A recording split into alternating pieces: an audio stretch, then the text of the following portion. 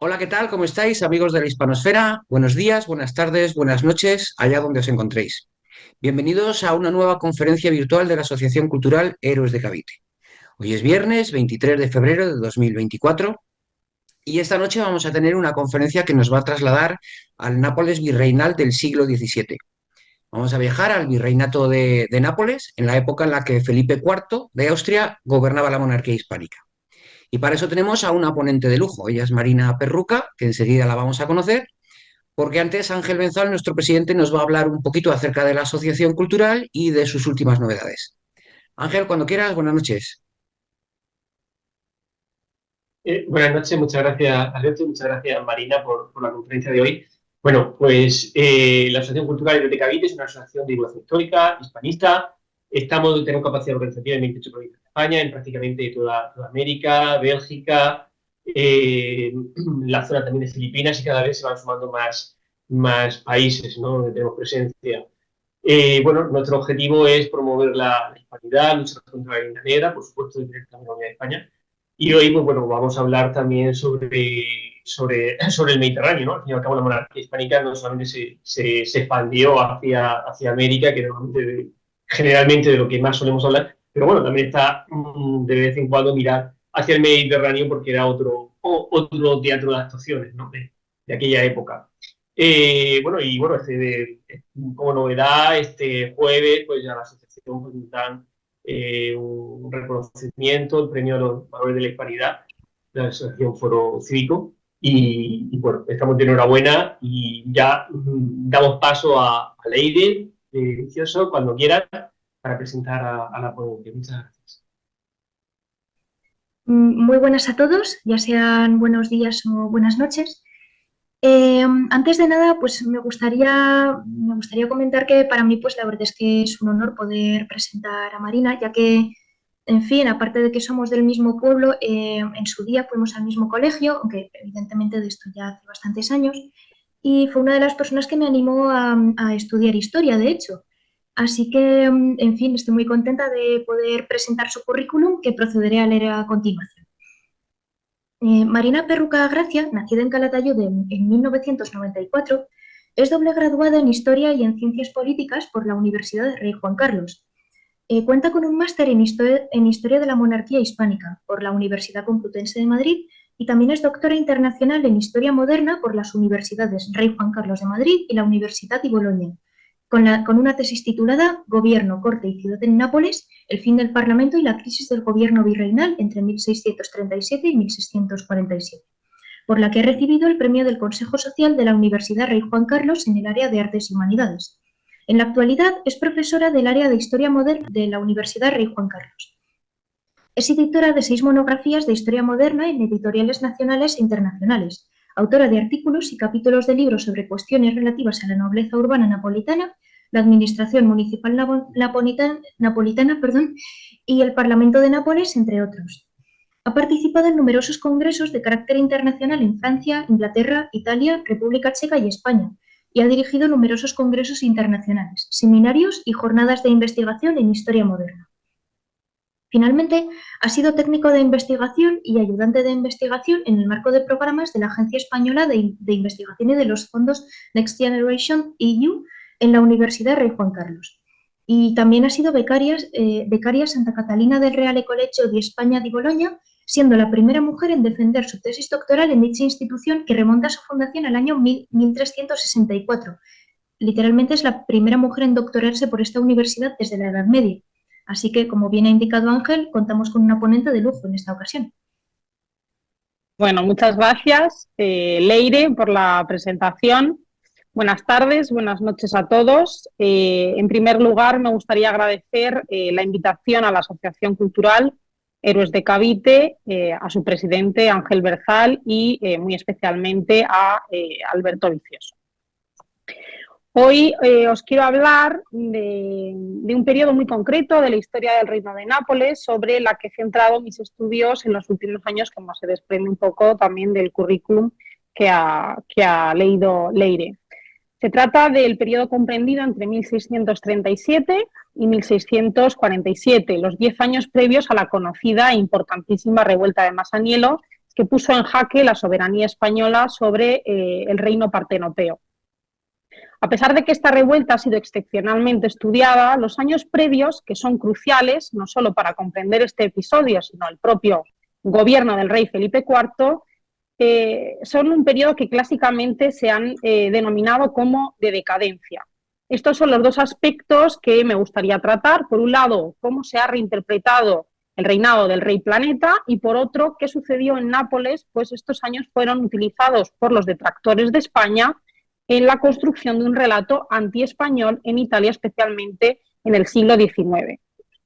El reinado de Felipe IV ha sido clásicamente objeto de muchos estudios, pero hubo que esperar hasta los precursores trabajos de Ionelio, de Domínguez Ortiz o de Alcalá Zamora y Queipo de Llano en la década de los 60 y 70 del siglo XX para que el término decadencia empezase a disiparse.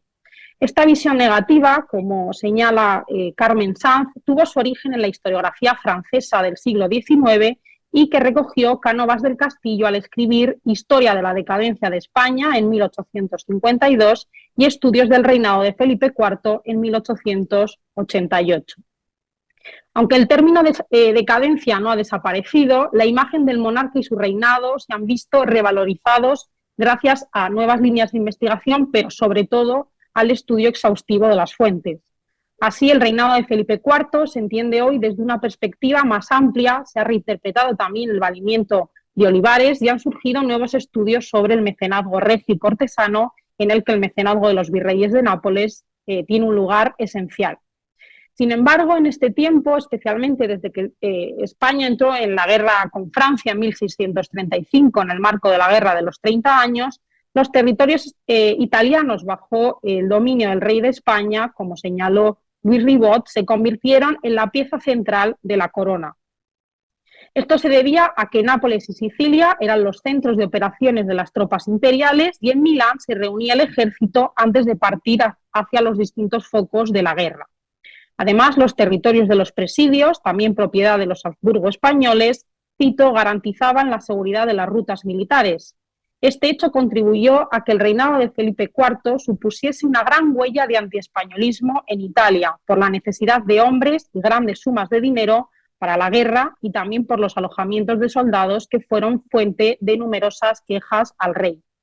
En el caso concreto del reino de Nápoles durante el reinado de Felipe IV, Aurelio Musi hace una división en dos periodos, que vienen determinados precisamente por la revuelta de Masaniello de 1647. El primero estaba caracterizado por un compromiso entre la monarquía y la aristocracia y un segundo marcado por tentativas de un nuevo modelo de gobierno. El diseño que precede a la revuelta y que pondría fin a la primera de estas etapas es el marco temporal en el que he desarrollado mis trabajos y del que os hablaré hoy aquí. Este periodo estuvo protagonizado por el gobierno de tres nobles castellanos en los que, con más o menos claridad, podían advertirse, si no la consecuencia de una revuelta, si las causas que darían lugar a ella. Estos tres virreyes fueron el segundo duque de Medina de las Torres, que fue virrey entre 1637 y 1644, el noveno almirante de Castilla, entre 1644 y 46, y el cuarto duque de Arcos entre el 46 y el 47-48. La relación entre ellos no siempre fue positiva, especialmente la del duque de Medina de las Torres y el almirante de Castilla, dos figuras clave en el reinado de Felipe IV. Un ejemplo de sus desencuentros fue en 1626, cuando Medina de las Torres recibió el cargo de sumiller de corps, que por edad, 26 frente a 32, debía recaer en el almirante. Esto se debía a que las relaciones entre el almirante y el conde duque de Olivares siempre fueron malas. Pero ¿qué suponía Nápoles para el conjunto de territorios bajo la soberanía de los Habsburgo españoles? El reino de Nápoles o de Sicilia Ultrafarum, es decir, la Sicilia más allá del Faro de Mesina, fue incorporado a los territorios de Alfonso V tras una larga guerra que tuvo lugar a la muerte de la reina Juana II de Nápoles en 1434. Con la toma de las principales ciudades, el Magnánimo hizo su entrada solemne y triunfal en la capital del Mezzogiorno en 1443. Sus sucesores, hijos ilegítimos de una rama ilegítima, se vieron incapaces de mantener el reino, que terminó cayendo de nuevo en manos de Francia, de Carlos VIII, en 1450. 1595. En 1500, Fernando de Aragón, Fernando el Católico y Luis XII de Francia acordaron repartirse el reino en el Tratado de Granada, aunque en 1501 Fernando entró con sus tropas en Nápoles y supuso una nueva guerra contra Francia que terminó en 1504 con la rendición del castillo de Gaeta. Fue entonces cuando se nombró lugarteniente general a Gonzalo Fernández de Córdoba, el gran capitán, primer virrey del Reino de Nápoles. La integración institucional del reino en la corona del Católico primero y de los Austrias después se hizo a través del Consejo de Aragón y posteriormente del Consejo de Italia. Este último estaba compuesto, en contra de lo que se pueda pensar, cito, los 2 de Nápoles, 2 de Sicilia, 2 de Milán, y como uno de ellos sea natural de cada provincia, el otro puede ser castellano. Esta naturaleza mixta de naturales del reino y de Castilla o Aragón se dio igualmente en las instituciones del Reino de Nápoles. El rey viajó a Nápoles en 1506, donde permaneció hasta 1507, cuando el católico se marchó de allí y dejó ya configurado el nuevo sistema gubernativo, el virreinato, una institución, cito, heredera directa de la estructura administrativa de la Corona de Aragón, como ha señalado Manuel Rivero. No obstante, el fuerte poder político de la capital condicionó la evolución de 2 sistemas institucionales distintos, el reinícola y el local, con importancia y poder comparables. El primero de ellos cambió de titularidad con la llegada de los españoles. Sin embargo, el local permaneció en manos de los napolitanos, aunque con continuos intentos de injerencia por parte de la corona. El respeto de leyes, costumbres y lengua durante los años en los que el Reino de Nápoles estuvo bajo la soberanía de los monarcas hispanos se tradujo en una participación favorable de la municipalidad en el nuevo orden político. En la dialéctica entre ambos poderes reside el éxito del mantenimiento del gobierno de Nápoles. Así, los episodios insurreccionales revelan alteraciones en la relación entre ambas esferas. Asimismo, la base del mantenimiento del sistema virreinal, como ha puesto de relieve Manuel Rivero, fue la existencia de intereses compartidos, aunque estos evolucionasen a lo largo de los 2 siglos. Pero, ¿qué sucedió entre 1637 y 1647? El primero de los virreyes que voy a presentarles es Ramiro Núñez de Guzmán, duque de Medina de las Torres.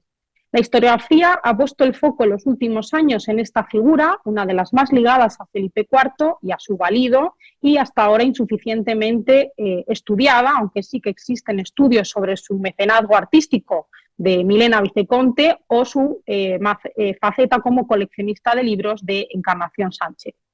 Sin embargo, Gregorio Marañón ya reparó en esta falta de estudios. Cito: así fue don Ramiro, uno de los hombres más interesantes de su tiempo, como ocurre con frecuencia en aquellos que el azar y no el protocolo consagrado saca de la oscuridad a la luz. Ramiro Núñez de Guzmán nació en Soria, en el burgo de Osma, en 1600. La rama de los Guzmán a la que pertenecía Ramiro era la rama principal de la casa, por lo que el todavía conde de Olivares, no era todavía conde duque, puso sus ojos en él para poder elevar su casa y su linaje en contra de los duques de Medina Sidonia, que también eran guzmanes y que lo veían como una revista. Los padres de Ramiro ya protagonizaron un ascenso en sus posiciones, no solo en cuanto a su linaje, con la obtención del marquesado de Toral, sino con la entrada de su madre, Francisca de Guzmán, en 1622 como dueña de la reina Isabel de Borbón. Incluso en 1618 Lope de Vega le dedicó a la marquesa de Toral la limpieza no manchada y en 1620 a su hija, es decir, la hermana de Ramiro, futura duquesa de Frías, la discreta venganza. Aunque, como ha señalado Teresa Ferrer Valls, esto formaba parte de la estrategia del dramaturgo por ensalzar a los Guzmán. No obstante, fue Ramiro quien consiguió la promoción definitiva tanto con nuevos títulos como con la ocupación de los cargos más importantes de la monarquía. Olivares solicitó al rey poder elegir a Ramiro, marqués de Toral, como esposo de su única hija, María, al que, además del linaje, favorecían sus cualidades personales. El monarca accedió respondiendo, cito: el que escogieredes me será el más agradable para en todas ocasiones. A pesar de estos fastos y de las aspiraciones de ambos Guzmanes, el matrimonio que habían procurado cuidadosamente no duró mucho, pues con el nacimiento de su primer hijo murió de sobreparto María de Guzmán, la hija del conde duque, en 1626. A partir de entonces recibió el título de Duque de Medina de las Torres. Además, se sumó el cargo de Sumiller de Corps, que ya he nombrado, y la llave dorada. También fue canciller de las Indias, presidente del Consejo de Italia, tesorero general de la Corona de Aragón, comendador de Castilnuovo, de la Orden de Alcántara y alcalde perpetuo de Fuenterrabía. Prueba de su preponderancia en la corte, en 1629 también fue el encargado de organizar la máscara por el nacimiento del príncipe Baltasar Carlos, en el que participaron los reyes. Pese a todos estos cargos, el impulso definitivo a su carrera vino con el gobierno del Virreinato de Nápoles, nombramiento que no estuvo desprovisto de inconvenientes. Se creó una junta en Madrid para el matrimonio de una princesa napolitana, Ana Carafa, por las implicaciones y feudos que ésta tenía en el norte de Italia, y fue elegido como el pretendiente más idóneo Ramiro Núñez de Guzmán, aunque sin el beneplácito del propio conde duque. Finalmente, y gracias a la intercesión del rey Felipe IV, el duque consiguió llevar la negociación a buen puerto y obtener no solo el matrimonio, sino los cargos de gran justiciero del Reino de Nápoles, castellano de Castilnuovo y la promesa de nombramiento de virrey de Nápoles. Medina de las Torres y la princesa de Estiliano acordaron realizar un matrimonio unos días después de su llegada a Italia, en una ceremonia discreta en el Palacio de Posilipo, donde después se construyó el Palazzo Dorana, que todavía existe, y se planeaba realizar una más importante cuando fuese virrey. A pesar de que Monterrey, el virrey que se encontraba entonces en Nápoles, que estaba casado con la hermana del conde duque, había dispuesto su partida para el 28 de junio del 36. Ya se habían convocado los tribunales y la ciudad para la entrada del nuevo virrey, pero el 26 de junio llegó una carta de Madrid del rey Felipe IV en la que decía que Medina debía volver a España y que Monterrey permaneciese en el cargo de virrey, aunque Medina no tenía ninguna intención de volver y no volvió. Las disputas entre ambos, entre Monterrey y Medina, fueron muy visibles al principio, pero cuando ya era sabido que Monterrey iba a continuar en el reino, los príncipes de Estiliano decidieron permanecer en Nápoles, aunque fuera de la ciudad, en las posesiones de su esposa, de los Carafa, viajaron por los dominios familiares y finalmente, en noviembre del 37, pudo tomar posesión del cargo de virrey. El tiempo en el que Ramiro Núñez de Guzmán estuvo a cargo del gobierno del Reino de Nápoles coincidió con un periodo especialmente convulso para la monarquía. Esto se debía a la situación en la que se encontraba España en el escenario bélico internacional, en la Guerra de los 30 años, donde la participación de los soldados italianos en la contienda fue notable y la contribución económica del Reino de Nápoles fue significativa. Ambos aspectos aparecerán recurrentemente en las fuentes referentes al periodo. A pesar de que los dos primeros años sobresalieron aquellas cuestiones procedentes del virrey anterior, el duque de Medina de las Torres gobernó de manera personal. Esto se desprende principalmente de las alianzas que tejió, siendo una de ellas la que tuvo con el electo del pueblo, representante de uno de los 6 secchi de la capital, que congregaban a las élites más importantes del reino. Sin embargo, y aunque sus principales apoyos a su llegada residían en los Carafa, es decir, en la familia de su esposa, con el tiempo fue capaz de labrarse otros, especialmente con aquellos que no formaban parte de las élites nobiliarias, sino de la administración. Uno de sus grandes apoyos fue el riojano Antonio Pérez Navarrete, al que ya durante el virreinato del conde de Monterrey se le había provisto de una plaza de auditor en Bari en el 33 y de juez de la vicaría en el 35. Pérez Navarrete había sido educado en la Universidad de Bolonia y fue colegial de San Clemente de los Españoles, desde donde se trasladó a Nápoles para servir en la administración virreinal. En el lado opuesto, uno de sus principales rivales fue Ascanio Filomarino, arzobispo de Nápoles. Su enemistad era conocida y tuvieron varias disputas ceremoniales de tanto significado que el propio Filomarino pronunció una sentencia de excomunión para el virrey. Como reacción, Medina hizo que se encarcelase a un pariente de Filomarino en un castillo de Gaeta y finalmente tuvo que intervenir el Papa porque la cosa ya no estaba llegando a límites peligrosos. De todos modos, durante las alteraciones del 47, Filomarino participó en contra del poder español junto a aquellos napolitanos cuyo favor se había sabido ganar en estos años. No obstante, la mayor parte de la nobleza napolitana, a la que él mismo pertenecía, estuvo en su contra. Asimismo, el conde de Conversano tenía animadversión por el virrey. Ambos personajes, a los que se pueden añadir otros desafectos, constituyeron el principal bloque opositor tanto al duque de Medina como a los intereses de la monarquía de España.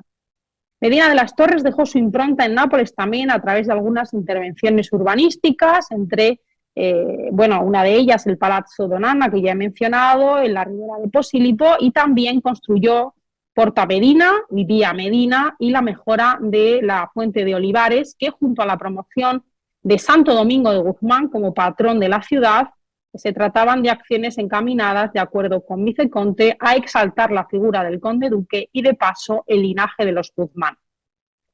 Otro aspecto importante fue la promoción de fiestas cortesanas y religiosas, algunas como la concepción de la Virgen en el 37, el bautismo de su hijo en el 38, la elección de Santo Domingo como patrón de la ciudad, la celebración de la elección de la Virgen de Atocha como protectora de la monarquía, así como otras de carácter cortesano como el nacimiento de la infanta o el fallecimiento del cardenal infante en el 42.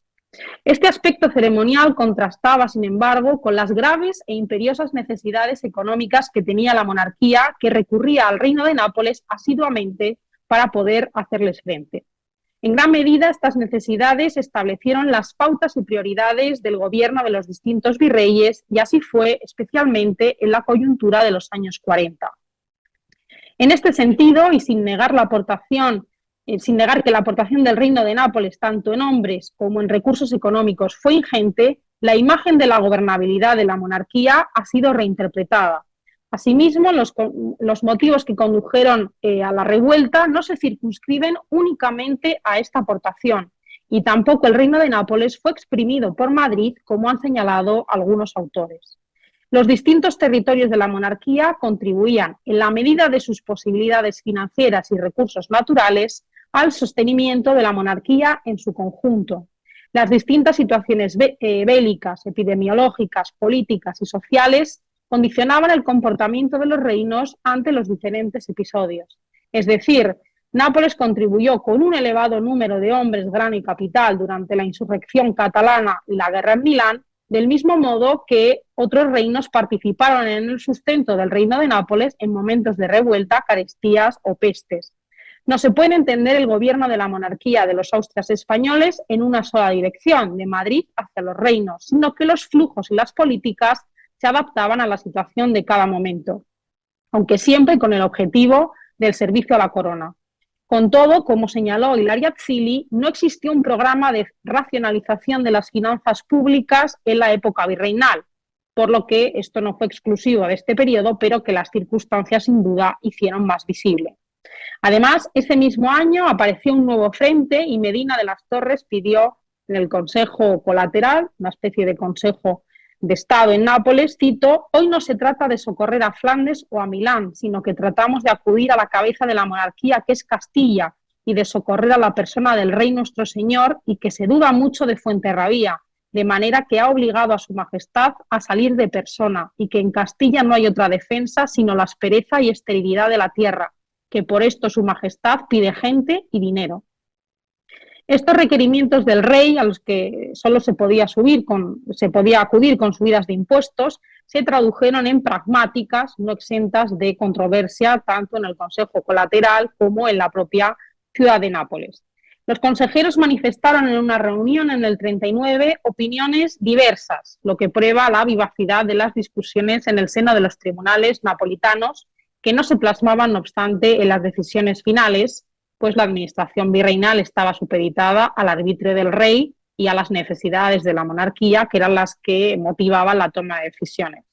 Los seggi, es decir, el gobierno de la ciudad, no se mostraron favorables tampoco a estas imposiciones, y cuando fueron llamados por Medina de las Torres le hicieron, cito, instancia que quitase las dichas imposiciones, a lo que Medina les indicó que por haberlas mandado su majestad no podía quitarlas y que se le diesen cuanto podía importar por un año, las suspendería y que podían acudir a su majestad, que de su clemencia esperaba les haría cualquiera merced. Finalmente, esto provocó la publicación de más pragmáticas que regulaban la subida de impuestos en el reino y que provocaron la reacción en el año 40 de convocar cuanto antes un parlamento, con el objetivo de suprimir las pragmáticas. Se prohibió la entrada en Nápoles de harina y pan de los casales si no se pagaban los impuestos, y también se gravó el oro y la plata. No obstante, no todas estas leyes hacían referencia a la subida de impuestos, sino que había otras que regulaban el lujo. Se prohibieron las tabernas que no estaban bajo la jurisdicción de autoridades municipales, y también se prohibió la venta de vino en lugares píos y en casas particulares, entre otras. De esta se desprende también otro de los principales problemas de su gobierno, y es el de hacer frente a los bandidos. Ya desde diciembre del 37, apenas un mes después de haber llegado al reino, algunos consejeros y ministros regios iban, cito, de ronda por la ciudad en busca de personas armadas, poniendo de manifiesto la preocupación de Medina en esta materia desde el inicio del gobierno. Además, el virrey también declaró el perdón a todos los delincuentes por un espacio de 20 días si se inscribían en los ejércitos del rey, aunque poco después se revocó este perdón, pero que muestra la urgente necesidad de hombres para la guerra. Por otro lado, las necesidades económicas de la monarquía habían llevado a los napolitanos a votar donativos ordinarios y extraordinarios a los que no podían hacer frente, a la imposición de gabelas que la población no podía asumir y, en suma, a un déficit sin precedentes.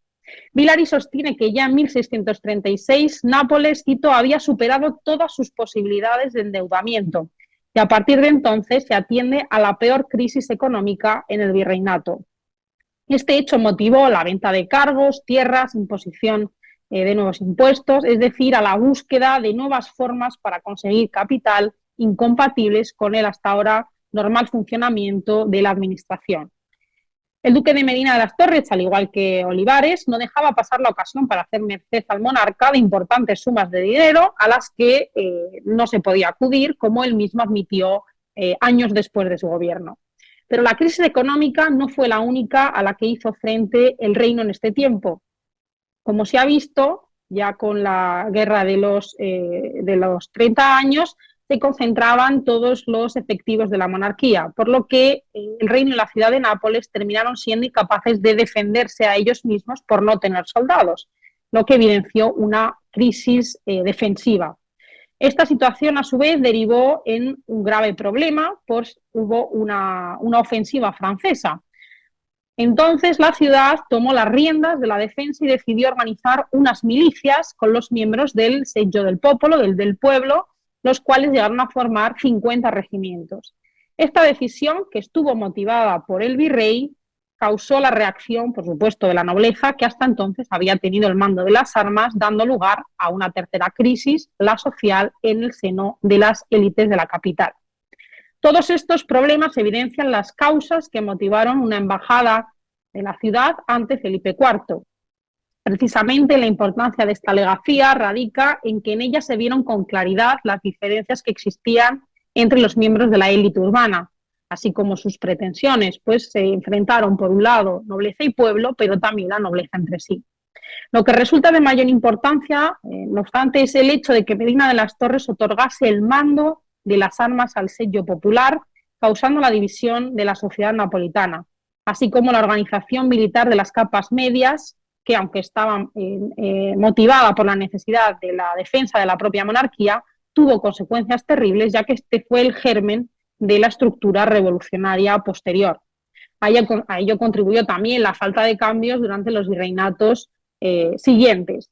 En este clima, algo viciado, tuvieron lugar las dos últimas convocatorias parlamentarias del Reino de Nápoles, la de 1639, que votó un donativo de 1.200.000 ducados, que es el donativo ordinario, pero en 1642 se votó un ordinario del mismo valor y un extraordinario de 11 millones de ducados.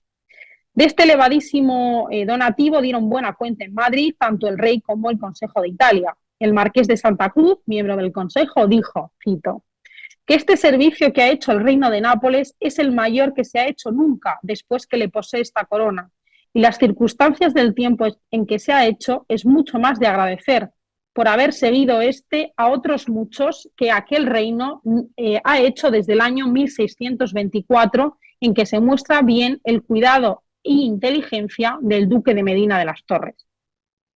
Sin embargo, en materia gubernativa, los años siguientes estuvieron marcados por la necesidad de conseguir el capital con el que cumplir lo acordado.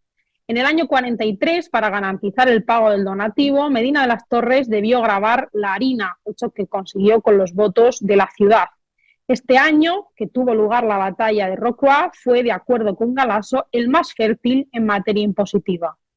Este recurso a los Seiji pareció convertirse en tónica general y fue favorecido por el propio rey, que debido, cito, al sentimiento que causaba la nueva imposición que se había concedido a su majestad, dio a Medina de las Torres la disposición de que pudiese conseguir del Parlamento comunicase toda su autoridad a 12 varones para que buscasen forma conveniente para extinguir el capital de este tributo.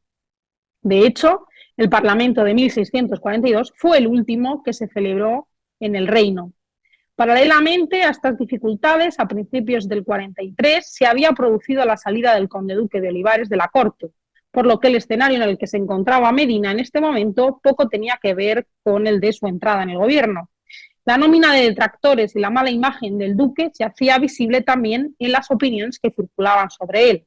Cito, no ha escaseado género de violencias para venganza de sus antojos, para opresión de los pobres, ofensa de los beneméritos vasallos de vuestra majestad y a violencia de estragos para sus intereses.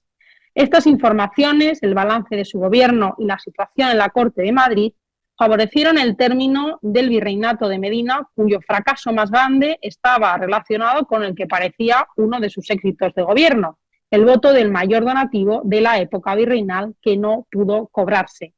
A pesar de su inminente salida, en febrero del 44, Medina escribió a los Seiji representando las grandes necesidades que tenía su majestad y consiguió el voto de 1 millón, de un donativo de la ciudad de 1 millón y un donativo a la reina de 100.000 ducados.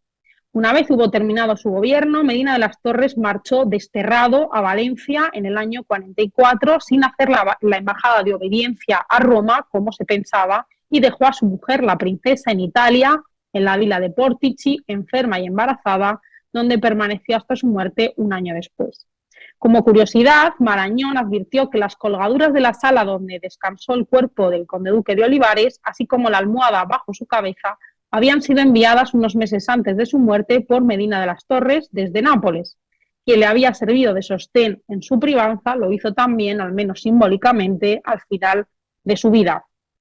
En este tiempo le relevó en el gobierno el almirante de Castilla, que tomó posesión del cargo en mayo del 44. La elección del almirante como virrey atiende, de acuerdo con la historiografía, a dos hipótesis distintas. La primera, que sostienen Raymond y Giannone, señala que Luis de Haro favoreció su elección para que no le pudiese hacer sombra en la privanza de Madrid. La segunda, sin embargo, hace referencia a la idea de que con este nombramiento Luis de Haro conseguía extender su clientela en los puestos más importantes. La figura del noveno almirante, aun después de la caída de Lerma, de quien era cuñado, constituyó, cito, una poderosa facción en la corte contraria al conde duque, de acuerdo con Eliot, aunque fue llamado a la misma en 1627, pero nunca terminó la oposición. En todos estos años de valimiento olivarista, el único ofrecimiento al conde duque fue el de luchar en Fuenterrabía como respuesta al llamamiento que se hizo a la nobleza. Su éxito le granjeó, si no el apoyo, sí el respeto, aunque el propio conde duque se quiso atribuir la victoria en Fuenterrabía del almirante como propia. Asimismo, por su matrimonio con la hija del duque de Uceda, en 1612, siguió unido a la facción contraria, lo que le hizo cosechar la enemistad, ¿no?, del válido durante toda la privanza. Tanto es así que Marañón apunta que a partir de 1642 el almirante, cito, aparece en todas las historias y leyendas que preceden a la caída del ministro, del conde duque. Era hijo del almirante de Castilla y de Victoria Colonna, por lo que de un lado pertenecía a la primera línea de sucesión de los almirantes de Castilla y por otro a una de las familias más importantes de la nobleza romana. En abril del 44, Felipe IV ya había transmitido oficialmente a los consejeros y ministros napolitanos la noticia de que había elegido al almirante como virrey de Nápoles y les instaba, como en ocasiones anteriores, a obedecerle y respetarle, cito, como a mi propia persona, pues la ha de representar en el gobierno de ese reino. A pesar del júbilo con el que fue recibido, la situación del reino que encontró Enrique de Cabrera era convulsa. Este venía, de acuerdo con Parrino, para medicar esta plaga haciendo referencia al gobierno anterior. Fernández de Navarrete señaló que Enrique de Cabrera, cito, halló el reino en deplorable estado, pero su prudencia y vigilancia suplieron a las necesidades que se le presentaron. Sin embargo, a juzgar por las fuentes, no fue exactamente esta la forma en la que sucedió. Apenas un mes después de su llegada ya se indicaba que el almirante deseaba un grosso donativo. El propio almirante había transmitido a Felipe IV el miserable estado en que se halla, que es más de lo imaginable. A las difíciles coyunturas económica y social se sumó en el 45 una temporada de fuertes lluvias que se prolongó hasta enero del 46, en la que, dicen las fuentes, parecía que se habían abierto las cataratas del cielo. Al comenzar su gobierno, el almirante se enfrentó a un reino e instituciones dominados por los colaboradores del antiguo virrey. Esto evidencia la dificultad con la que tuvo que lidiar, pues era complicada la gobernanza con unos servidores que no le eran favorables.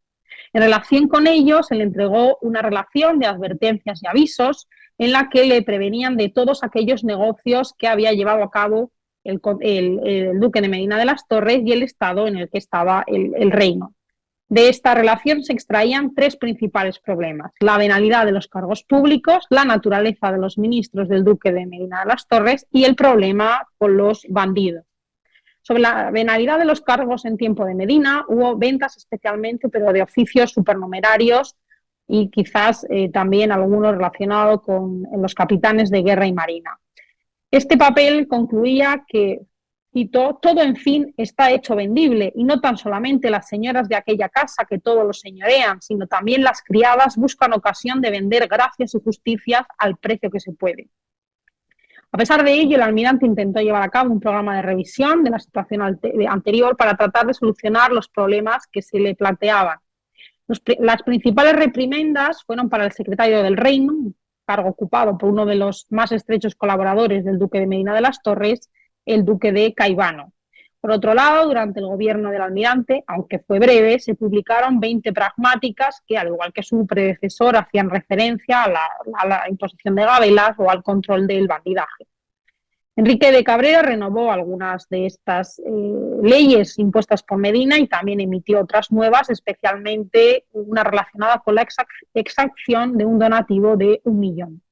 Como consecuencia de la búsqueda desesperada de capital, en junio del 45 ordenó la reapertura del Banco del Popolo, que había sido cerrado un año antes debido a que el duque de Caivano falió en suma considerable y se cerró.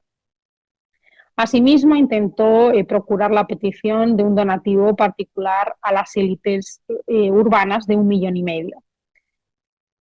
Aún con todo este panorama, el almirante consiguió enviar a España 1.500 infantes, 500 españoles y 1.000 napolitanos y 500 caballos, además de mosquetes, arcabuces, picas, pistolas, corazas, 250 quintales de pólvora, cuerdas, balas, entre otros pertrechos. Además de hombres y dinero, el almirante tuvo la oportunidad de servir al rey en otros escenarios. Hubo 3 episodios especialmente importantes. El primero de ellos estuvo protagonizado por una lucha ceremonial y simbólica con el linaje Carafa, con motivo del fallecimiento de la precedente virreina. El segundo comportó la organización de las fastuosas exequias de la reina Isabel de Borbón en 1645, y la última está relacionada con su papel en la elección del nuevo pontífice Inocencio X a la muerte de Urbano VIII. En todas las ocasiones, el almirante, al igual que lo había intentado en el resto de los aspectos de su gobierno, mostró una actitud de fidelidad y servicio a los intereses de la corona. Con todo, el almirante, incapaz de gobernar el reino, solicitó a Felipe IV su renuncia al cargo. Al mismo tiempo, se organizaba una embajada de obediencia que debía hacer en Roma. En relación con ello, el almirante le escribió al rey y le dijo que iba a cumplir la embajada con resignación, cito, sin embargo, de los accidentes que han sobrevenido y el estado y empeños en que se halla mi casa, no se me ofrece que añadir aquello más de que llegando a Roma daré todo cuenta a vuestra majestad como solicitan mis grandes obligaciones. El final del gobierno del almirante coincidió casi en el tiempo con el de su vida. Sin embargo, este pudo quedar satisfecho, ya que después de los desvelos vividos en el gobierno, pudo disfrutar de un encuentro con el Santo Padre, del que sus familiares, los romanos, eran sostenedores. Del mismo modo, viajó por Italia y pudo volver a España con honores como mayordomo mayor de Felipe IV, lo que sin duda prueba que la desafortunada situación napolitana poco tenía que ver con él o con su servicio a la corona, aunque su incapacidad para corregirla fue notoria, así como la de establecer conexiones con las élites napolitanas, ya fueran aristocráticas o togadas. Esto último se presenta como uno de los principales problemas que condujeron al fracaso del gobierno de Enrique de Cabrera. Le sucedió don Rodrigo Ponce de León, cuarto duque de Arcos, que era hijo del sexto marqués de Zahara y de Victoria Colonna de Toledo, hija del duque de Fernandina. El duque estaba casado con una hija de Enrique de Aragón, Fol de Cardona y Córdoba, duque de Segorbe y Cardona, y sus cuñados eran, por un lado, Luis de Haro, que estaba casado con una hermana de su mujer, y por otro, Pascual y Pedro de Aragón y Cardona, que fueron virreyes de Nápoles más tarde. El cuarto duque había sido desde 1642 virrey del Reino de Valencia y por ello se pensó que su experiencia gubernativa sería positiva para el gobierno de Nápoles. Giannone apuntó que el duque de Arcos venía a poner solución a la debilidad del almirante, aunque en realidad venía a cargar con las penas de la culpa de sus predecesores. El viaje a Italia lo emprendió con el condestable de Castilla y este se tornó en una travesía poco agradable. Tuvieron muy mal tiempo y en Mahón y en Córcega tuvieron que separar su viaje, uno por la costa y otro por el Elba. A partir de entonces, el viaje de Arcos hacia Italia estuvo marcado por la desgracia. En Civitavecchia, donde habían parado a causa de los temporales, falleció su hijo primogénito, el marqués de Zahara. A pesar de esta tristeza, el duque pudo gozar de un recibimiento solemne en Roma por parte del Papa, quien le invitó, cito, para que con este público agasajo se reconociese el afecto de su santidad y se corroborase la estimación del nombre de vuestra majestad en aquella corte.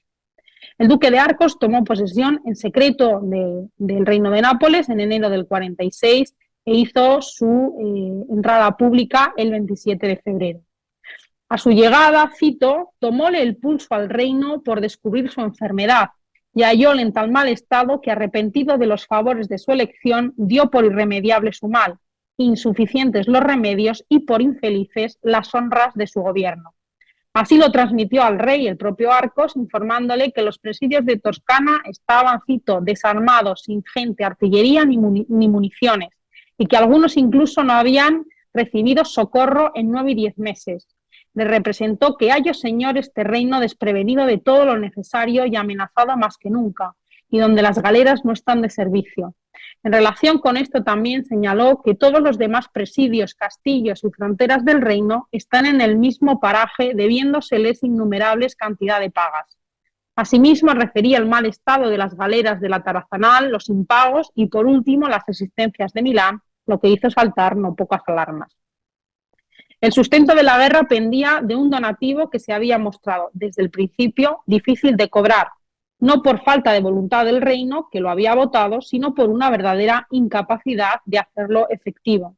Esta falta tanto de material como de capital llevó incluso al mes siguiente a pedir que se socorriera a Milán desde España, cito, porque él está imposibilitado de hacerlo.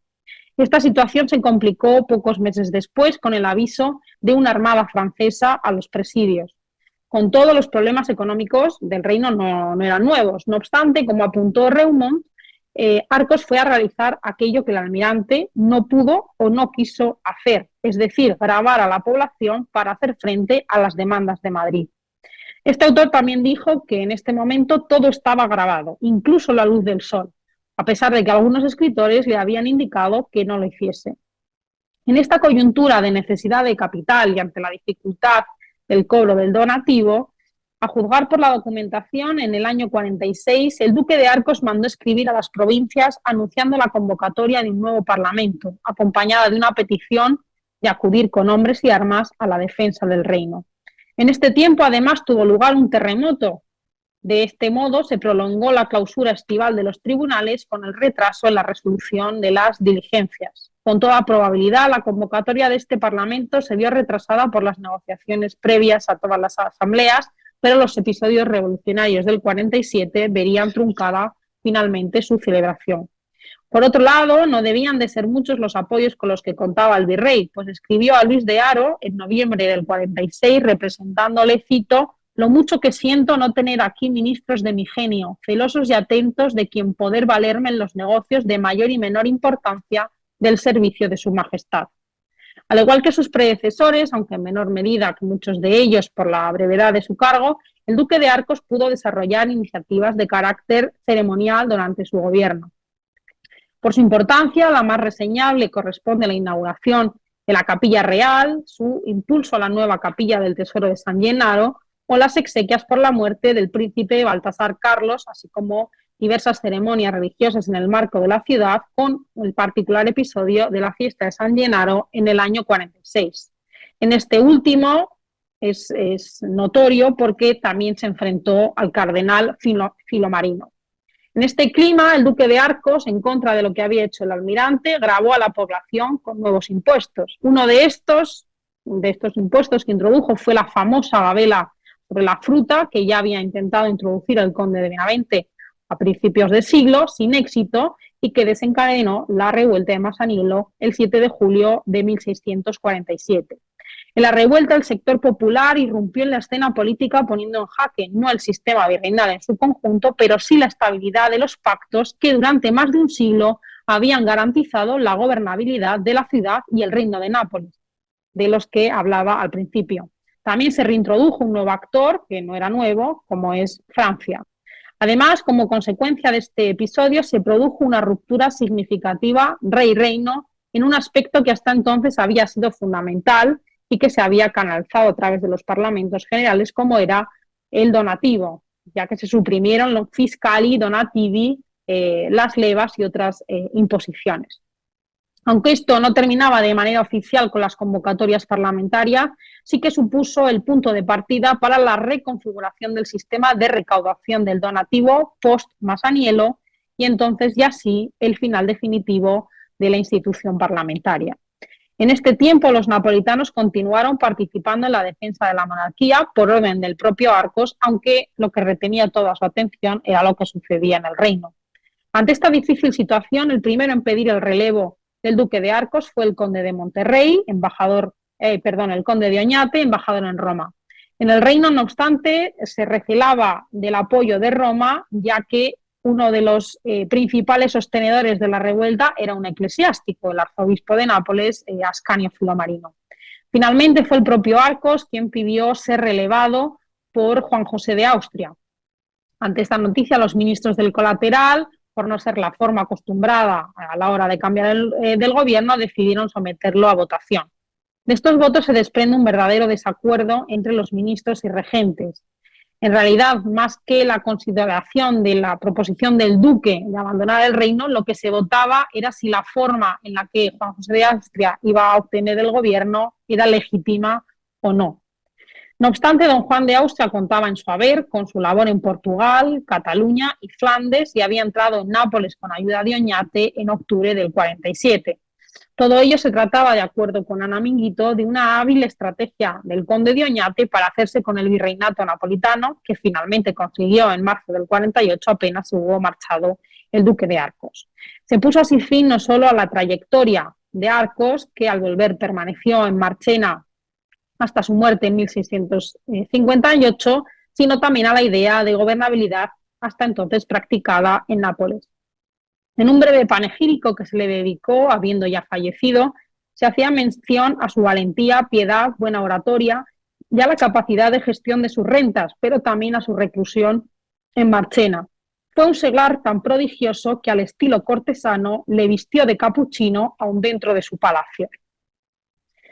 Comenzó entonces ya la época que Galasso acuñó como dopo Masaniello, que trajo nuevas y renovadas fórmulas políticas, sociales y económicas, así como de representación a una sociedad que desde entonces y aún hoy quedó marcada por los extraordinarios episodios revolucionarios de 1647. Muchas gracias.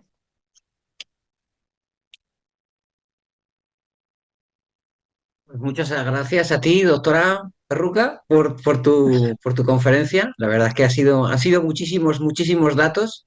Esto es para procesarlo tranquilamente, volver a escuchar la ponencia y, bueno, analizarlo y demás.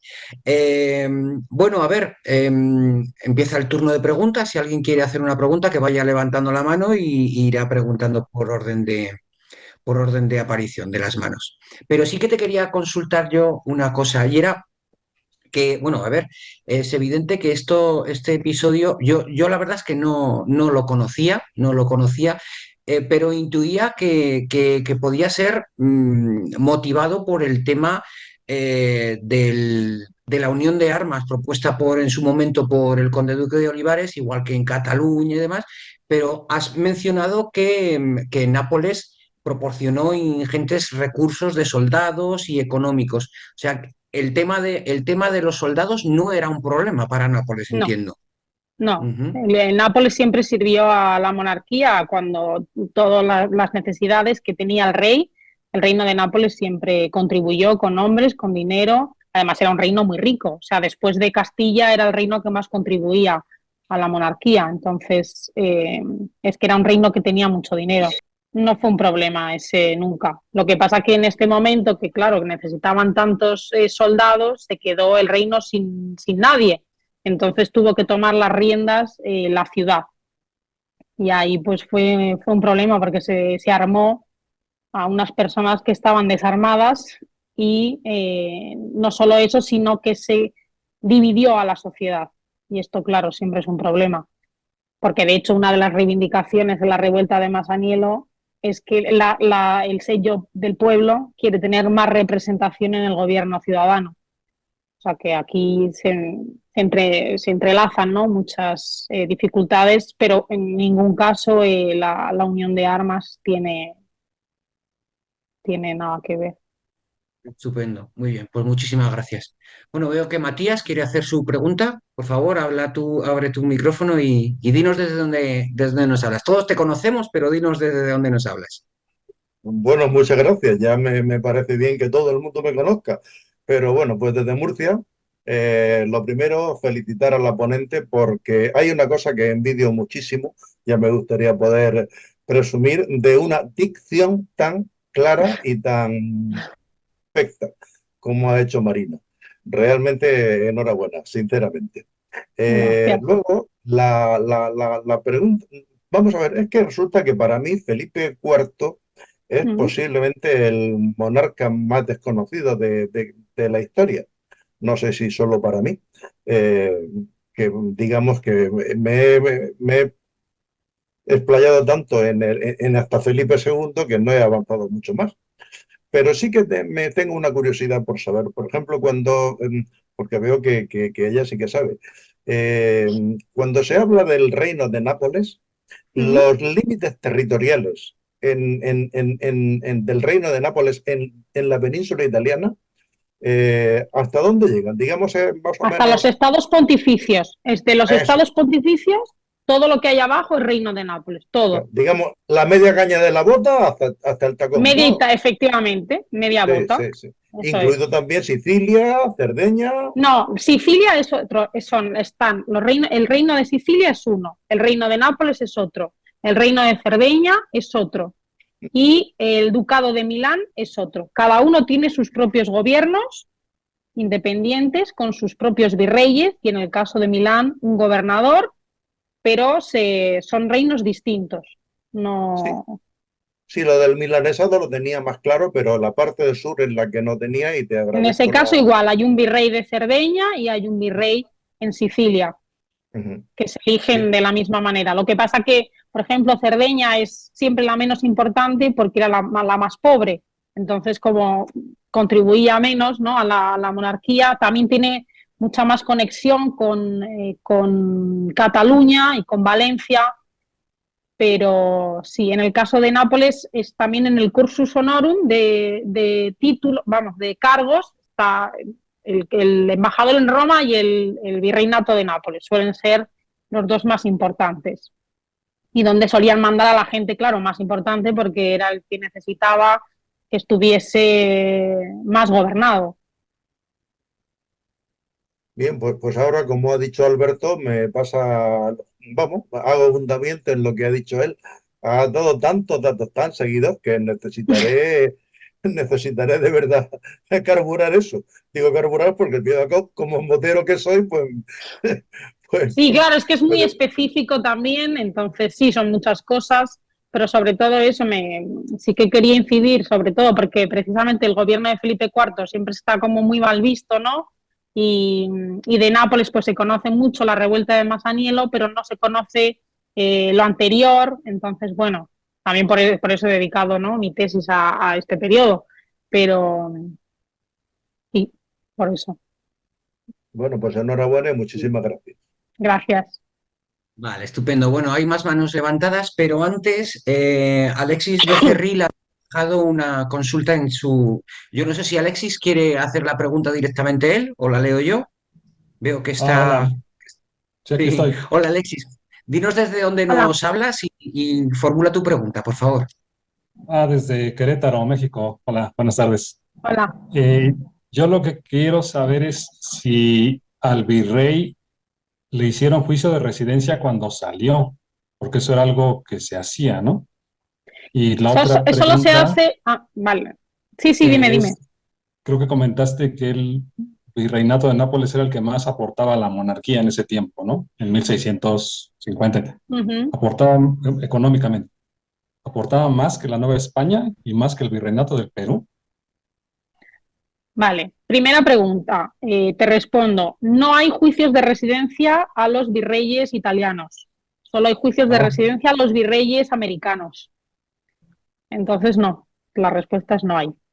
Eh, y en cuanto a los flujos de la plata, o sea, yo me refiero a contribuciones eh, que se hacen a través de impuestos, ujú. contribuciones impositivas, no el dinero o la plata que se encontraba y que venía, que evidentemente el mayor flujo de plata viene de los virreinatos americanos. Me refiero a las contribuciones que hacen los ciudadanos a través de sus impuestos. Los más grabados eran también por número de población, ¿no? Aunque Ujú. el reino de Nápoles en el siglo XVII, a principios del XVII, era, o sea, la ciudad era la segunda ciudad más poblada de Europa después de París. O sea, es que era una ciudad, bueno, que es básicamente como la de ahora. O sea, tú ves un mapa de Nápoles en el 17 y ves un mapa de Nápoles en la actualidad y la ciudad es la misma. Entonces, era un reino muy rico y también estaba muy poblado.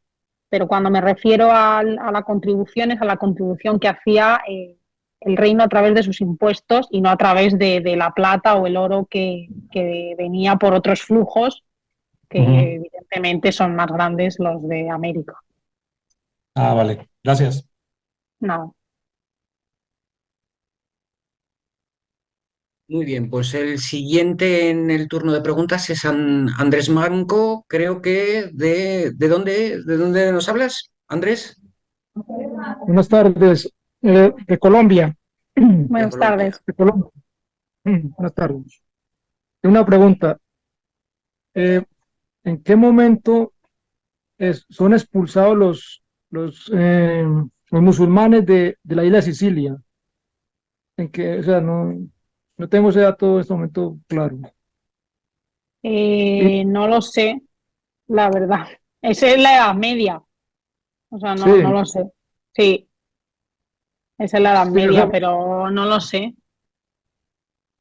y ¿qué tuvo que ver, por ejemplo, el Reino de Aragón ¿Mm? en esa conquista de territorio de la isla de Sicilia?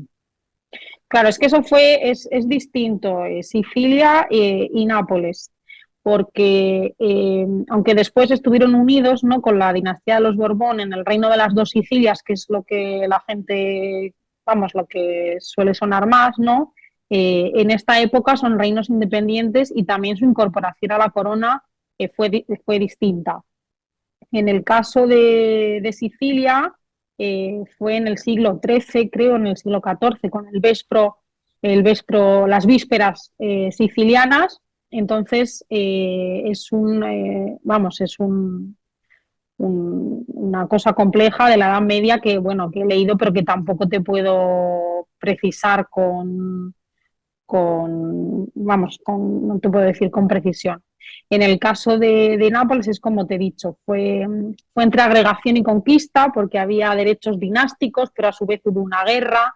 Entonces, esto también fue lo que permitió que se pudiesen conservar la lengua, las leyes y las instituciones que existían previamente, porque si hubiese sido solo conquista, podían haber quitado todas las instituciones previas, como por ejemplo sucedió en América, y haber creado una administración nueva.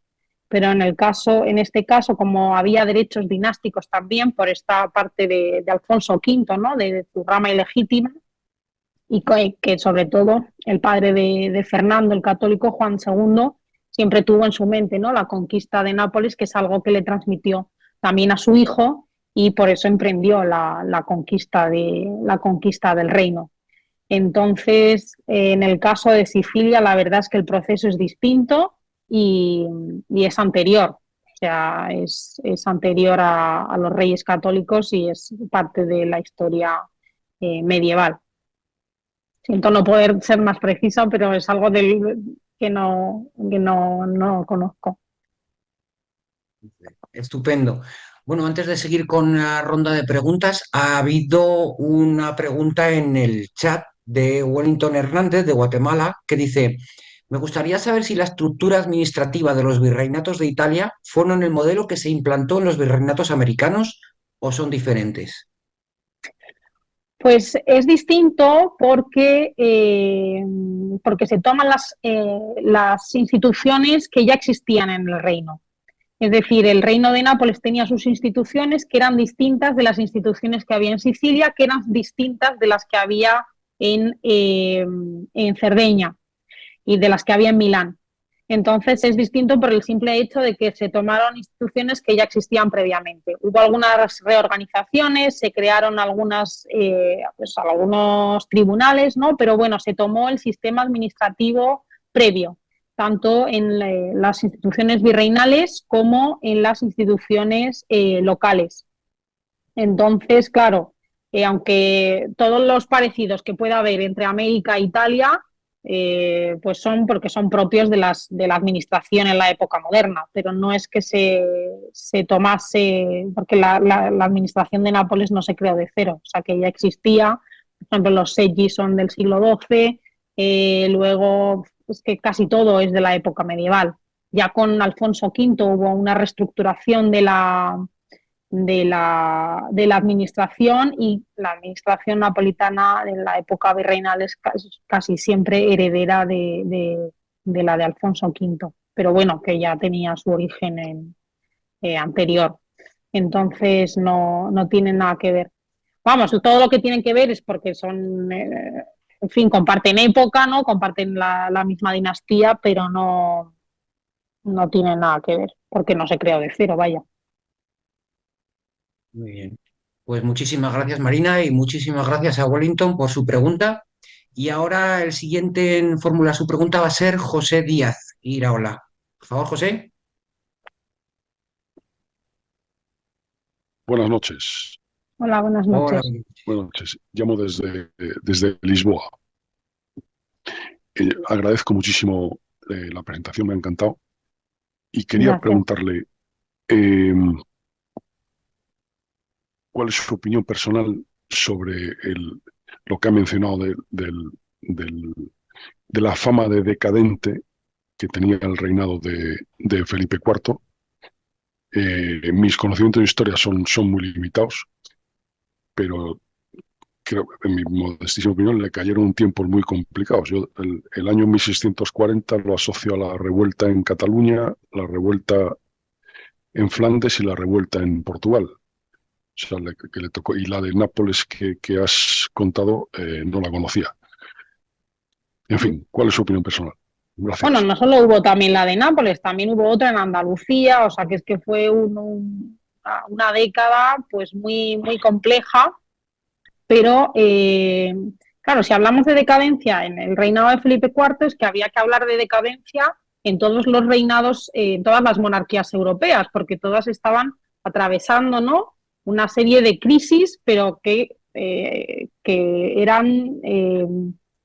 bueno, algunas coyunturales y otras no, pero bueno, que toda Europa estaba en la misma situación. Lo que pasa que es verdad que la decadencia que se le ha puesto a España es que forma parte de un relato, de una historia que no hemos escrito nosotros, y por eso los reinados, no solo el de Felipe IV, sino también el de Felipe III y el de Carlos II, nunca no se estudiaban, y ahora por supuesto se estudian, y pues, en todos hay fiestas, en todos hay parlamentos, en todos hay, bueno, pues todas las cosas que había también en el siglo XVI. Es verdad que, bueno, es que no tiene nada que ver pues la monarquía de Carlos V con la monarquía de Felipe IV. También otro de los motivos que decían por el que eran decadentes, ¿no?, o había crisis en estos monarquías, era por la presencia de los validos, lo cual también se ha demostrado que es que no tenía nada que ver, sino que es que el gobierno ya se había hecho tan complejo que la administración también se hizo más compleja, y entonces apareció la figura del valido. Pero no solo apareció en España, también apareció en Francia, apareció en Inglaterra, y allí nadie habla de decadencias ni habla de crisis. Entonces esto hay que, por supuesto, este era un momento dificilísimo en el que había muchísima necesidad, que era una guerra que fue tremenda, pero para España y para muchas otras monarquías europeas. Entonces, bueno, hay que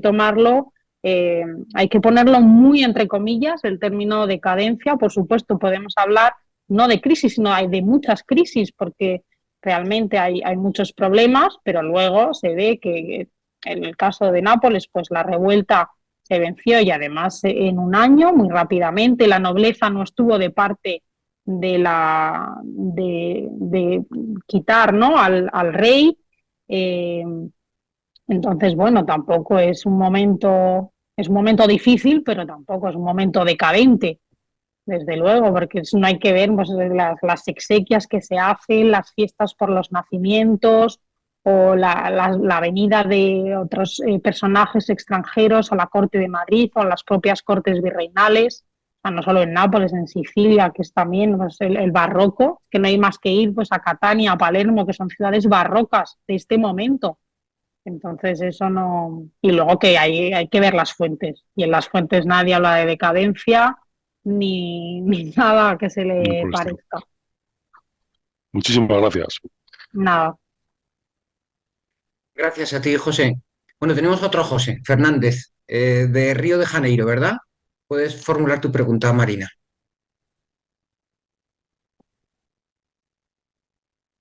Sí, José, abre tu micrófono. Buenas noches, dona Marina. Buenas noches. Gracias por tanta información en tan poco tiempo. Y para los que no somos historiadores, un poco nos abruma, ¿no? Más mi área es hablado humano, filosofía. A mí me gustaría preguntar a usted, así como cuando vemos la cara de España, del imperio para Hispanoamérica, aquí encontramos una cantidad enorme de huellas en todos sentidos, hospitales, universidades, comportamientos,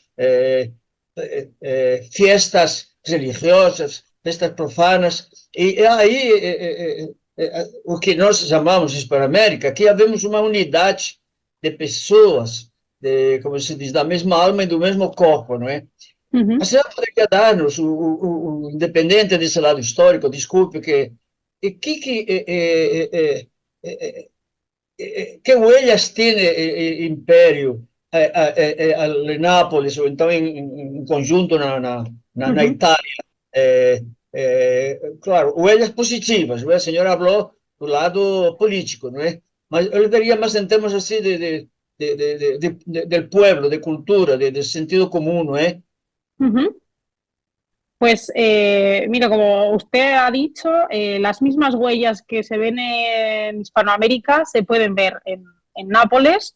Si vas por la calle paseando, ves las placas, ¿no? Pues Filipo IV, Rex Hispaniorum, tal. Bueno, el Palacio Real de Nápoles es un palacio que se construyó en época de Felipe III y todavía están los escudos del rey, luego también de la dinastía posterior, de la unificada, de los Saboya. El edificio donde está el Museo Arqueológico de Nápoles es la antigua universidad que se creó también en época de Felipe III. La calle principal de Nápoles, vía Toledo, se construyó en el siglo XVI cuando era virrey Pedro de Toledo. La iglesia de Santiago de los Españoles, que sigue siendo de patronato regio español, o sea que sigue, los reyes de España actuales siguen siendo patrones de esta iglesia, como la de Montserrat en Roma. La verdad es que los ejemplos son infinitos, porque es que fueron 2 siglos, fueron 200 años y luego también culturalmente, incluso Nápoles llegó a ser un foco de cultura, o sea, Nápoles también se expandió hacia el mundo, o sea, no solo,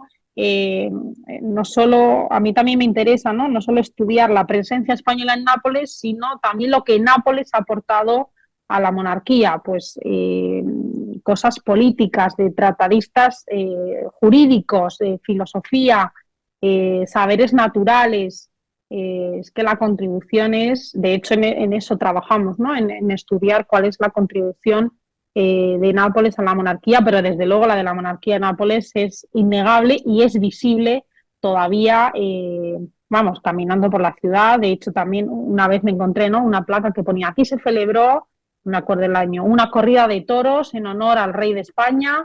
O sea, que es que también las costumbres, los juegos de cañas que se hacían en España se trasladaron allí. O sea, es que fue un intercambio cultural, económico, social y político que sí, sí, que fue muy, vamos, que todavía tiene muchísima presencia en las calles de la ciudad. Pues muchísimas gracias a los dos, José, por tu pregunta y Marina por tu respuesta. Ahora yo también te quería consultar una cosa. Ahora que hablabas de lo que ha aportado Nápoles a la monarquía hispánica, se habla muchas veces de que la leyenda negra antiespañola empezó a surgir en el mismo Italia, pues en muchas ocasiones se ha oído hablar de ello. Entonces yo te preguntaría, ¿qué grado de afectividad, qué grado de aceptación tenía en Nápoles de la época a lo que era la monarquía hispánica? ¿Había algún tipo de algún tipo de voluntad de romper con esa dependencia de la monarquía o no la había? Ninguna, ninguna. Ellos eran súbditos de la monarquía, igual que era cualquiera de la península ibérica. No, nunca se pensó en romper con el rey. De hecho, en la revuelta del Masaniello, eso era: viva el rey, muera el mal gobierno. O sea, querían quitar a los virreyes. Ellos querían en realidad tener un rey allí, pero no, no, nunca se pensó en romper con España. De hecho, al final fue, bueno, en el marco de una guerra con Polonia, pues bueno, en el reparto, eh, vamos, en la guerra de sucesión, estaba implicado también el imperio, y en el marco pues de esta guerra pues se perdió, hubo un virreinato austriaco durante creo que 14 años, Puedes pasar. y después ya se fue Es que rey voy a... Carlos III. Entonces, en realidad no, nunca se pensó en romper con la monarquía. Muy bien, pues muchísimas gracias. Bueno, pues Matías ha vuelto a levantar la mano. ¿Es insaciable? Sí, A ver, cuéntanos, ¿qué sí, quieres muchas saber? gracias y perdón por el abuso al hacer una segunda pregunta, pero después de aclararnos, Marina, la potencia territorial terrestre del Reino de Nápoles, tengo curiosidad, hay referencias, es que no he oído nada sobre el tema, sobre la posible potencia marítima del Reino de Nápoles, porque al tener ser un terreno, un sitio tan extenso, Sí, con tanta costa, supongo que también estaría muy afectado por los ataques berberiscos y todo sí, esto, ¿no? Y los sí, esto puertos sobre, serían claro, puertos de riesgo. esto sobre todo fue al principio, ¿no? En el siglo XVI, con Carlos V, cuando los turcos siempre estaban al acecho. Entonces, sí, también hay una red, ¿no? de castillos que tienen que, vamos, que vigilaban todas las costas y sí, siempre hubo incursiones de moros, pero especialmente en el siglo XVI. Luego, la verdad que su potencia marítima la desconozco. Sé que existen las galeras de Nápoles, pero no tengo ni idea. Siempre también había jaleos con los barcos de Génova, que si me falta un barco, que si... Yo solo he leído, pero normalmente cuando me sale la documentación lo paso porque yo ya de eso no tengo ni idea. Pero sí, por supuesto, existe un puerto, existía, pues eso, la escuela naval. De hecho, el puerto todavía está tal cual debía estar en el siglo XVII, o sea que se puede ver, es visible. Pero desconozco, desde luego sí, claro, había efectivos por todas las costas, porque sobre todo en la parte del Adriático Fíjate. también, porque claro, ahí está enfrente Albania, que eso también era territorio musulmán. Entonces, sí, sí, sí. Hay una red de torres que todavía muchas de ellas están, eh, vamos, que existen, torres de vigilancia, que esto se hizo sobre todo con Carlos V, se construyeron, con Felipe II también. Vale, pues muchas gracias. No. Vale, pues Alberto Ruiz de Oña desde Alcalá de Henares también quería formular una pregunta. Buenas tardes. Ante todo, muchísimas gracias por esa conferencia, que la verdad que ha sido preciosa. La pena es que no tuviese más tiempo para explicarte más. Como has dicho, puedes hablar una semana entera, ¿no? Pero Sí. espero que publiques el libro porque es un tema, el de Italia, que me apasiona. Yo quería además una pregunta Franco, la pregunta concreta, aunque luego quiero decirte algo más, es sobre la república esa napolitana que se creó, si realmente se creó, si Mm. tenía documentos, porque, y que me hables un poco más de la figura del hijo del rey, que en teoría que fue para salvar esa república, verla, hizo el acuerdo y logró que expulsasen al duque de Arcos, pero porque Juan José de Austria es una figura apasionante, a mí me encanta, ¿eh? Vamos, era valiente, un poco intrigante, pues eso lo llevaron también a Austria, lo volvió, pero Sí. bueno, quiero decir, si podías ampliar, porque la revuelta esa es un tema que siempre me ha gustado, vamos, no sé mucho, pero he leído sobre ella, ¿no? Para que me quedan, son tantos nombres los italianos que hay metidos que no. Sí, bueno, la república que yo he nombrado antes no es esta, sino una que hubo ya en el siglo XVIII, en 1799, que es la Real, que además es gracioso, se llama Real República Sí, Napolitana, pues, esta que es es serenísima, ¿no? contradictorio, Esta se llama Serenísima República de Nápoles o algo de así, ¿no? Nápoles. Eh, La verdad que yo la revuelta me intento no meter nunca porque es tan compleja y yo precisamente por eso me he ocupado desde los 10 años anteriores. Pero es verdad que ahí Juan José de Austria, bueno, pues es que fue el que consiguió apaciguar a la ciudad porque en realidad es que él era un militar. Entonces su intervención fue decisiva. También es verdad que hubo nobles napolitanos muy fieles a la corona, como que no lo he nombrado, ¿no? El príncipe de Visignano, que era Carafa, precisamente, y enseguida ellos salieron a la calle con sus tropas, o sea que es que también se frenó, por supuesto, por Juan José de Austria, pero porque es que los nobles napolitanos no se rebelaron en armas. Hubo algunos que siguieron a Ascanio Filomarino, que estaban además dirigidos por el duque de Guisa, que decía que representaba al rey de Francia, pero bueno, no se sabe bien si se representaba a él mismo o a Francia. Entonces, sobre todo eso, no prosperó porque es que no contaban con el apoyo de los nobles. Entonces, por eso fracasó en esencia. Aunque era También se habla siempre, ¿no? Pues un pescador que se revolucionó, bueno, pero como he contado ya aquí, lo que venía de atrás era muchísimo. O sea, que ese señor se revolucionó un día, pues ya, pues porque tantos impuestos, la población estaba pues un poco ahogada, ¿no? Pero las razones eran muchísimas y son mucho más complejas. O sea, que no era solo unos impuestos que se pusieron, sino que ya la sociedad previamente estaba dividida, y luego también eso, que se encontraban en una situación muy complicada. Pero sobre la revuelta de Masaniello, desde luego, son esenciales los libros de Aurelio Musi, que de hecho ha sacado este año, o en 2023, ha sacado otro sobre Masaniello. Tiene muchísimos, muchísimos, y es uno de los que mejor ha estudiado la revuelta. Y también, bueno, hay artículos, si interesa el tema, desde luego, hay muchísimo, pero es muy complejo también, ¿eh? Tiene muchas facetas. La revuelta es que es muy difícil. Muchas gracias. No, sí, sí, yo lo Pues, que quiero buscar es documentación sobre la constitución de la República esa y lo que dejó de hacer o si pagó impuestos, no, vamos, es un No, las tema. constituciones vamos, el documento hay un memorial, ¿no? Que le enviaron, y eso está, yo creo que eso está en internet, o sea que se puede encontrar. Sí, no Muchas es, no gracias. es complicado. Si no, vamos, en el archivo de Simancas seguro que está, porque le mandaron una copia al rey, o sea que no es difícil de encontrar. Muchas gracias. Nada. bueno, pues Andrés de Colombia quería hacer otra pregunta. Andrés, cuando quieras. Quiero hacer esa pregunta.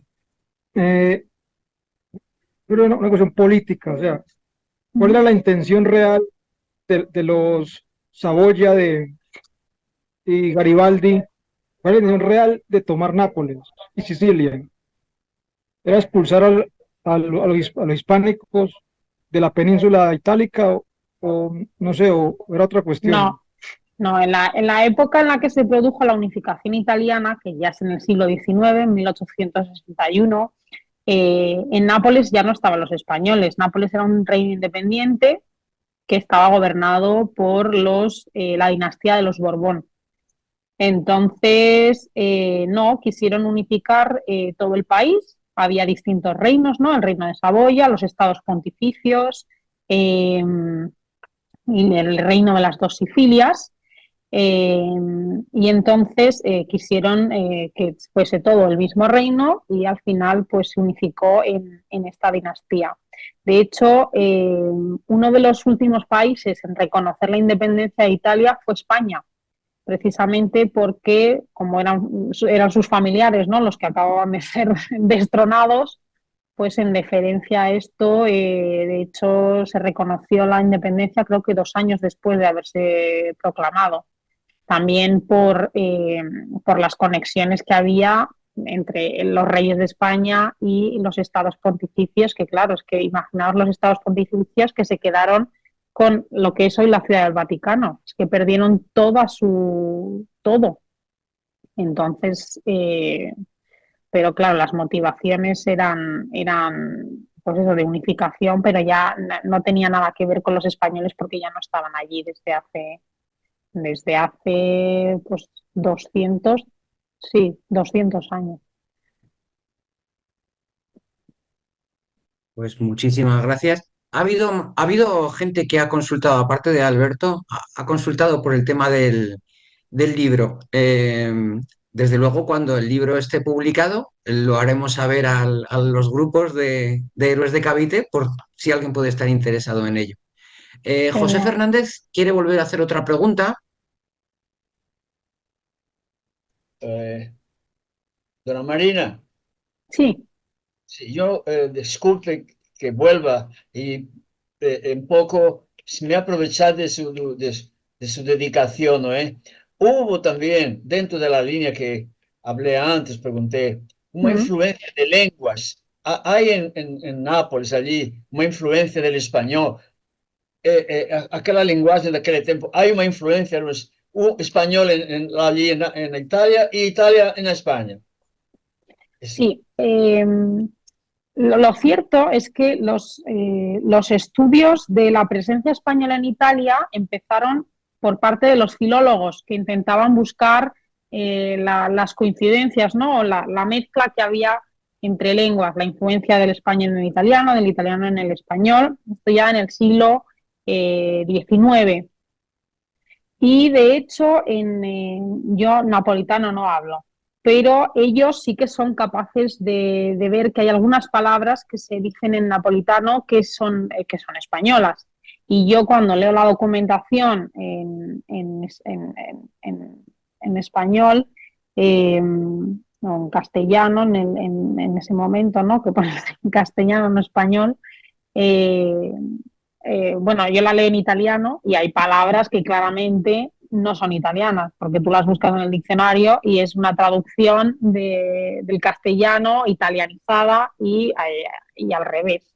Entonces sí que hay, en su caso, sí que hubo influencia en las lenguas, pero claro, desde luego, porque es que 200 años y además los virreyes cuando llegaban allí, pues probablemente a su llegada hablarían castellano, no hablarían italiano. Entonces sí, por supuesto que hay y es visible sobre todo más creo que en la lengua napolitana que en la lengua italiana. Gracias. Nada. Muy bien, pues yo creo que hemos sido respondidos todos a nuestras preguntas. Las expectativas eran altas y las has superado muy bien, Marina. Ha sido un placer escucharte Gracias. y como decía Matías, la capacidad de dicción es extraordinaria, muy bien. O sea, gracias por todo. Y bueno, pues y esto, pues damos ya por finalizada la charla. Ángel Menzal seguramente querrá despedirse, querrá decirnos algo. No, claro, muchas gracias Marina por la conferencia y además pues en algún momento queríamos empezar a mover la asociación a otro ritmo en Italia y bueno, el tener esta información que tú nos has facilitado pues bueno, ayuda a ello. Así que muchísimas gracias por lo que has compartido hoy con nosotros. Al fin y al cabo, hoy nos das una charla de una hora y después una otra hora y pico de preguntas, pero claro, esto hay que pensar que para dar esa charla se necesitan muchas horas de biblioteca, ¿no? Así Desde luego que que sí. eso es lo que no se ve. Lo que se ve es esto, es como el iceberg, ¿no? En la parte de arriba siempre se ve que sobresale, pero lo que hay de abajo son muchísimas horas de biblioteca y mucho esfuerzo. Pues muchas gracias por la conferencia y hasta otra. Gracias a vosotros. Bueno, y a todos los que me habéis escuchado y gracias también por las preguntas. Y así que nada, un placer haber compartido este rato con vosotros.